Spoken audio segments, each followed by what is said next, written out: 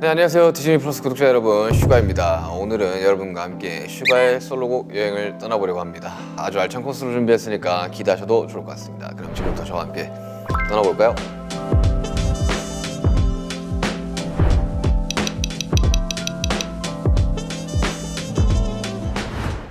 첫 번째 여행지는 바로 어거스트디입니다.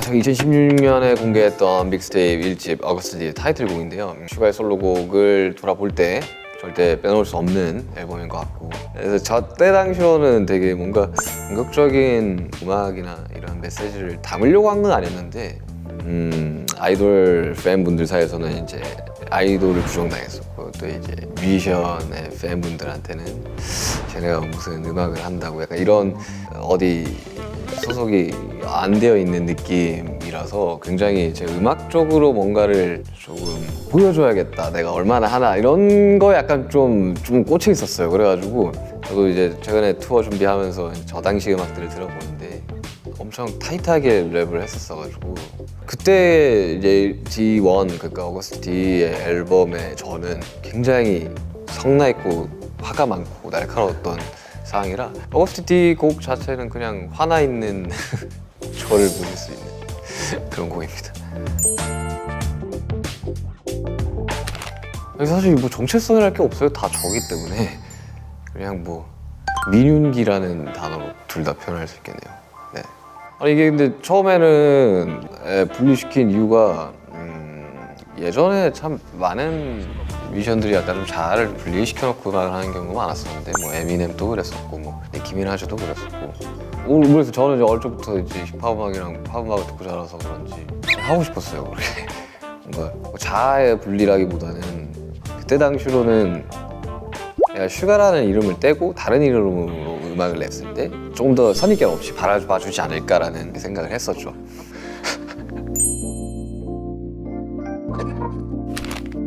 D1은 확실하게 있어요. 분노가 굉장히 많았던 시점이라 2016년이면 정말 저희 이제 방탄소년단이 뭐라고 표현했냐면 지옥에서 살아 돌아왔다라고 이야기할 정도로 사방팔방에서 정말 수많은 공격과, 왜 그런지 모르겠지만 굉장히 많이 공격을 받았었어요. 그거는 왜 이렇게까지 우리를 미워하지? 라는 거에 좀 많이 초점이 있었고, 굉장히 분노가 가득 차는 상태였고, 지금 생각해보면 정말 좀 시기 어린 생각일 수도 있는데 뭔가 꼭 성공해서 복수하고 싶다라는 생각을 굉장히 많이 하고 살 때였어요. 원래 제가 음악을 어릴 적부터 참 수많은 반대를 받으면서 음악을 시작을 했고, 뭐 지금까지 왔지만 그 항상 증명해내고 너네 말이 틀렸어 라는 거를 꼭 하고 싶었었거든요. 그리고 그렇게 이뤄졌고, 그때 당시로는 그래서 분노가 가장 큰 메시지고 가장 원동력이었는데, 물론 지금은 아닙니다. 근데 그래서 D1은 그런 음악들로 가득 차 있죠. 네, 이제 다음 여행지로 넘어가 보겠습니다. 두 번째 여행지는 같은 어거스트디 앨범 수록곡 취사 148입니다. 제목이 굉장히 독특하죠. 어린 시절 타고 다녔던 두 버스 번호를 나란히 이어붙인 건데요. 제가 고등학교 때 스튜디오에 취직을 해서 이제 학교 마치면 가서 이제 일을 할 때였는데, 그때 이제 동성로에서 저희 집까지 오는 버스 번호가 724였고요. 148은 서울에 올라온 뒤에 이제 저희 숙소에서 고등학교까지 타고 다니던 버스 번호입니다. 저의 약간 그 고등학교 시절에 빙의해서 좀 써왔던, 2016년이면 지금부터 거의 한 7년 전이죠. 7년 전이면 제가 그때 24, 뭐 5 요럴 때인데, 고등학교 때부터 어쨌든 저는 스튜디오에서 일을 했고, 처음 저작권협회에 곡을 넣어 들어간 게 18인가 그랬어요. 17인가 18인가 그랬는데, 그때 이제 태국에서 이제 음악하면서 참 여러 가지 에피소드를 좀 담은 그런 곡이죠. 꼭 성공을 해야겠다라는 생각이 참 고등학교 때도 컸는데, 그거에 관련된 이야기들을 좀 담았죠, 그 음악에. 저는 좀 연습생 이 남들이랑 좀 달랐어요. 그래서 저는 그때 오디션 당시에 랩 부분, 뭐 춤, 뭐 작곡 이렇게 세 분야가 있었는데, 뭐 랩은 계속 했으니까 이제 랩 오디션이랑 작곡 부분 오디션까지 같이 본 거죠. 그래서 저는 처음에 연습생 됐을 때 다른 친구들은 일주일 내내 연습을 한다 치면 일주일에 한 2번 정도 그냥 간단한 율동 연습 같은 거를 시켰었고, 나머지는 작곡가들이랑 살았었어요. 저는 그때 당시로 실제로 활동을 하고 있던 작곡가들 옆방에 제 작업실을 주셨고, 거진 작업실에서 살았었죠. 그리고 그때 당시로 써놨던 곡들이 많이 들어가기도 했고, 첫 믹스테이프에서도 어거스트 D라는 비트도 사실 고등학생 때 만들었던 비트였고, 뭐 지금이야 클리어가 돼서 제임스 브라운 노래를 컷해가지고 뭐 만든 그랬어요. 그래서 뭐 열심히 곡 썼습니다. 저는 첫 타이틀곡 쓸 때 나는 프로 작곡가들이 어떻게 작업하는지 몰랐기 때문에 밤을 몇 밤 며칠 새는지 기억도 안 날 정도로 그 방피인이 옆에 앉아있고 조그마한 작업실에서 나올 때까지 근데 그때 이제 프로의 쓴맛을 알았죠. 그리고 뭐 여러 가지 앨범들 작업을 하면서 뭐 화양연화 시리즈 할 때 인트로 작업을 할 때 거의 한 30번 가까이 벌스를 고치기도 하고, 지금이야 그런 것들이 다 훈련이 충분히 됐기 때문에 지금은 작업 속도가 굉장히 빠른데, 뭐 20대 초반에는 뭐 이제 갓 데뷔한 친구들이 뭐 잘해봤자 얼마나 잘하겠습니까? 진짜 좀 많이 좀 쓰고 고치고 그러다 보니까 지금은 이제 외부 작업을 하거나 노하우가 많이 쌓였으니까 이 히트곡을 만들거나 이 곡을 이제 팔 때 좀 많이 도움이 되죠.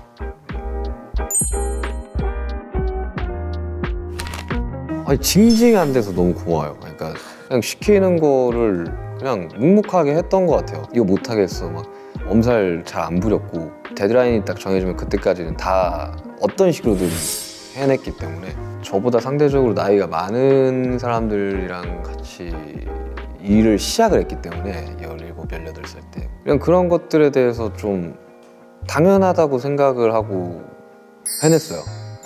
그거만큼은 되게 자랑스럽습니다. 그냥 그 고생했던 것들이 되게 당연했던 것들이라 되게 어른스러웠던 것 같아서 저의 20대 초반의 민윤기도 그 부분에 있어서는 정말 고맙게 생각을 합니다.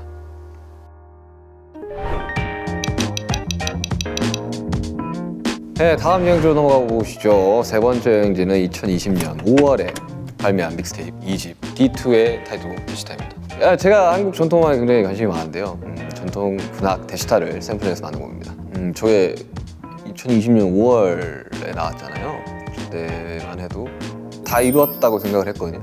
이쯤이면 내가 왕의 마음으로다가 하면 되게 멋있겠다. 왕이 이제 이동할 때 나오는 음악이니까 약간 간사한 마음에 마치 왕이 된 듯한 그런 어릴 적에 생각을 했었죠. 그리고 저 때 굉장히 심적으로, 정신적으로 굉장히 안 좋을 때여가지고, 지금은 이렇게 좀 많이 완화가 됐지만 그때 당시만 해도 저희가 투어가 잡혔었는데 1월, 2월에 앨범 활동 끝내고 투어를 한 바퀴 쫙 전 세계 돌고 다 각자 이제 입대를 할 생각이었는데 그 계획들이 다 무산이 됐죠. 코로나로 한 줄 한 줄 스케줄이 없어지는 걸 보면서 굉장히 심적으로 좀 고통스러웠거든요. 왜냐면 그때 이미 티켓팅이 다 끝났고 공연 세트까지 다 만들어 놓은 상태에서 가지를 못하니, 그래서 이제 그 취소가 되고 티켓이 환불되고 취소가 티켓이 환불되고 실제로 막 만들어놨던 공연 세트들이 다 폐기가 되고 보관 비용이 너무 많이 드니까 뭐 그런 와중에 활동은 못하지. 그때는 막 뭐 제대로 뭐가 돌아가지 않았었어요. 그런 상황에서 이제 그러면 여태까지 내가 발매하지 못했던 곡들을 모아서 또 믹스테이프를 내보자 하면서 만들었던 건데, 했는데 그 다음에 다이너마이트가 나왔어요. 그리고 핫백 1위를 하고 더더욱 올라갈 곳이 없다고 생각했는데 더 올라가 버리게 됐죠. 근데 저거 작업할 때 되게 재밌었어요. 그 국악 가상악기들을 좀 많이 이게 받아놨었는데 그로 인해서 또 해금이라는 곡이 나오게 되었고, 그리고 제가 그 전부터 이게 국악기를 써서 만드는 걸 되게 좋아했었어요. 그러니까 한국 악기들이 활용하기가 되게 다채로워요. 그러니까 이펙터 같은 걸 걸었을 때 여태까지 듣지 못했던 사운드들이 나오고, 뮤직비디오도 굉장히 잘 나와서 제 개인 곡들 중에 가장 잘 된 곡이라고 할 수 있는데 음원 사이트에 없어가지고 좀 아쉬웠었죠. 네.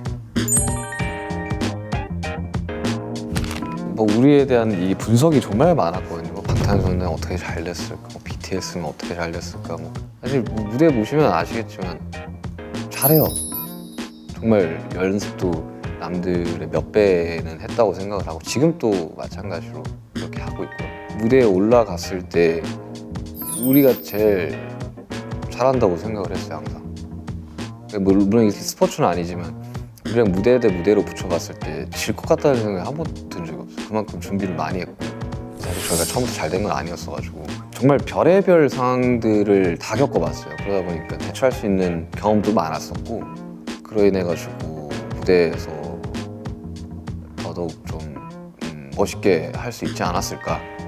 여러 가지 경우의 수들을 다 경험해봤기 때문에 그 경험이 제 자신감의 근원이지 않나 생각이 듭니다.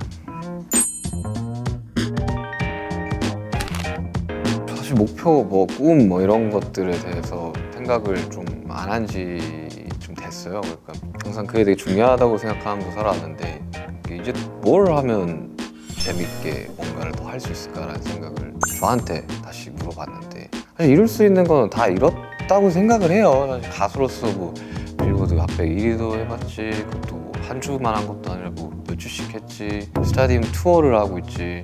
그러니까 이거 한국뿐만 아니라 그냥 이 전 세계 음악하는 사람들의 정말 마지막 꿈 같은 것들을 이뤄봤기 때문에 어떻게든 붙잡으면서 이거를 다시 한번 해야겠어는 사실 생각을 안 하고 그냥 저희를 좋아해 주시는 이제 팬분들이랑 같이 오래오래 무대를 하고 싶다는 게 사실 저의 가장 큰 목표죠. 네 번째 여행지로 넘어가 보겠습니다. 이곳은 바로 D2 앨범의 사람이라는 곡입니다. 앞선 곡들에 비해 서정적인 분위기의 곡이라고 할 수 있는데요. 저의 랩과 함께 보컬을 들어보실 수 있는 곡입니다. 사람들이 그런 얘기 하잖아요. 뭐 10손가락 깨물어서 안 아픈 손가락 없다고 하지만 덜 아픈 손가락들이 있거든요. 근데 이 사람이란 곡은 굉장히 아픈 손가락 중에 제가 정말 아끼는 곡 중에 하나고 원래는 저희 멤버 중에 지민이라는 친구의 솔로곡 수급을 받을 때였었어요. 세렌디피티라는 곡을 수급을 받을 때였는데 저한테도 당연히 오죠. 이제 곡 있으면 좀 보내봐라 그런 류의 곡이 있지는 않았었는데 그냥 비트를 그때 투어 도중에 호텔에서 만들어서 보내줬었어요. 근데 대차게 까였습니다. 그래가지고 그 까였 때보다 안 쓴 거죠. 그래서 근데 저는 되게 아끼던 비트였어가지고 묵혀둔다라는 표현을 하는데 냅뒀다가 이제 이거 작업을 할 때 들었는데 좋은 거죠? 이거 왜 안 썼지? 싶을 정도로 그래서 이걸 해야겠다 하면서 바로 작업을 했어요. 그리고 이런 곡들은 작업하는 속도가 굉장히 빨라요. 그러니까 제가 좋아하는 곡들은 애써서 나오지 않고 굉장히 좀 빠르게 나오는 편인데 쑥쑥쑥 나왔었어요. 그냥 그 벌스랑 그 후렴까지 다 쓰는데 하루가 안 걸렸으니까 쭉쭉 써가지고 바로 녹음을 하고 그때 당시 집안에 스튜디오가 있었어가지고 가이드를 그냥 제가 녹음하는 장비를 그대로 해서 가이드 버전으로 이제 거진 들어갔죠. 조금 수정만 해가지고 사람이라는 곡은 저도 굉장히 힘들 때 제 자신도 많이 듣는 곡입니다. 들으면서 좀 많이 울었었어요. 그래서 제가 굉장히 아끼는 곡 중에 그때 당시로 좀 인간관계에 좀 어려움을 느꼈던 때라 그렇잖아요. 원래 사람이 사람한테 좀 상처를 많이 받다 보니 그런 이야기를 좀 쉽게 했던 것 같아요. 그때 당시 사실 이게 음원 사이트에 올라가 있는 노래들은 아니고 이제 굳이 찾아서 들어야지 들을 수 있는 노래라 발매를 했을 때 주변 사람들이 되게 많이들 들어주셨죠. 주변 뮤지션들이나 주변 제 친구들이나. 근데 이 곡을 듣고 되게 감동을 받았다라고 표현하신 분들이 많아가지고 만들 당시까지만 해도 그냥 별로 그렇게 애정이 없었거든요. 오히려 이제 대치타를 좀 더 좋아했는데 제가 물론 랩을 하고 이렇게 오랜 기간 동안 음악을 만들고 많은 곡들을 넣었지만 저는 이런 류의 곡을 더 잘 쓴다고 생각을 하거든요. 제 외부 작업들 했던 곡들도 상대적으로 센 곡들은 거의 없었어요. 되게 서정적인 곡들을 좀 더 잘 쓴다고 생각하는데 저한테는 적응이 안 됐던 거죠. 근데 이거 하면서 나도 이런 노래의 분위기 그리고 원래 노래를 하지 않았었는데 노래를 함으로써 자신감을 좀 얻어가지고 그 이후 좀 보컬 연습도 혼자서 좀 많이 해보고 했던 저한테는 좀 의미가 깊은 곡입니다. 저의 특별함은 좀 차분함인 것 같아요. 크게 상황에 동요를 안 하려고 많이 노력을 하고 그리고 사람들이 좀 오해를 하는데 제가 이 표현이 좀 서툴다고 해야 되나? 특별히 막 칭찬을 하기도 좀 어려워하고 칭찬을 받는 것도 어려워하고 잔잔함을 좀 유지하려고 하는 게 저의 특별함인 것 같고, 슈가만의 평범함이라고 하면 거기서 그 가사에서 이야기했던 특별함과 평범함은, 저는 연예인으로 지금 10년 넘게 살고 있지만 이제 비연예인 분들이 일상적으로 할 수 있는 것들이 저한테 굉장히 특별하거든요. 그래서 이제 반대로 저의 평범함은 많은 분들이 경험해보지 못한 것들이 저한테는 평범하겠죠. 뭐 스타디움 투어라든지 수많은 뭐 해외 시상식이라든지, 이게 물론 굉장히 특별한 경험이긴 하지만, 그리고 또 많은 팬분들이 도움을 주셔서 가는 굉장히 특별한 경험이긴 하지만, 그 누구나 할 수 있는 건 아니라고 생각을 하거든요. 그래서 그런 차이가 있는 것 같습니다. D-Day. 자, 아쉽지만 벌써 마지막 여행지를 살펴볼 시간입니다. 이번 코스는 바로 다가올 저의 첫 공식 솔로 앨범 D-Day입니다. 네, 드디어 발매 소식이 공개가 되었죠. 이번 앨범에서는 앞서 소개해드린 두 앨범들 이후에 생겨난 저의 새로운 이야기들과 보다 다채로운 모습들을 보여드릴 수 있을 것 같아요. 특히 D2 앨범에서 사람에 이어서 이번 앨범에는 국힙 원탑 아티스트인 아이유 씨와 함께 사람 파트 2가 수록되어 있으니 조금만 기다려주세요. 그리고 이번에는 특별히 신경 써서 기존 발매곡들과 신곡들의 라이브 클립도 섞여 담았으니까요. 투어 전에 라이브 클립으로 제 노래를 먼저 즐기실 수 있을 겁니다. 많이 기대해 주셔도 좋습니다. 저는 항상 앨범을 낼 때 10개씩 넣었는데 이번에도 10개가 들어왔거든요. 그래서 어떤 사람이 들었을 때는 에이 하던 것도 했네 할 수도 있고, 어떤 사람이 들었을 때는 이런 스타일도 한단 말이야 싶을 정도로 좀 다양한 스타일의 곡들이 들어가 있고, 뭐 이야기를 했다시피 뭔가 제 개인적인 트라우마와 개인적인 분풀이로서 이런 앨범들을 만들었었는데, 그거에 관한 조금 어른스러운 시점에서 좀 정리를 한 앨범이고, 그로 인해서 좀 완전한 해방이 되지 않았나. 굉장히 홀가분합니다. 그리고 이 앨범을 통해 가지고 뭐 많이 기대하는 건 없고요. 그냥 팬분들이 듣고 정말 즐겁게 즐겨주셨으면 좋겠다라는 생각이 가장 큽니다. D2도 과거가 돼버렸죠. 그러니까 이번 D-Day 현재죠. 그리고 실제로 그런 가사들이 많이 나오고요. 정확하게 이야기하면 더 이상 나의 과거에 대한 이야기를 할 게 별로 없다는 거죠. 다 했다는 거죠.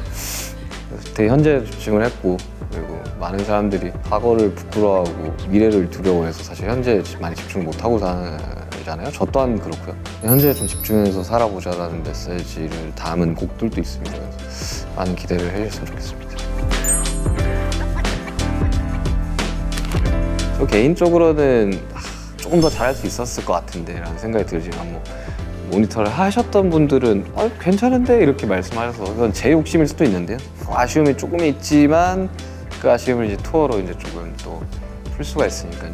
약간 좀 몸풀기 느낌으로 꼭 필히 시청을 하시고 콘서트에 오시면 참 좋겠습니다.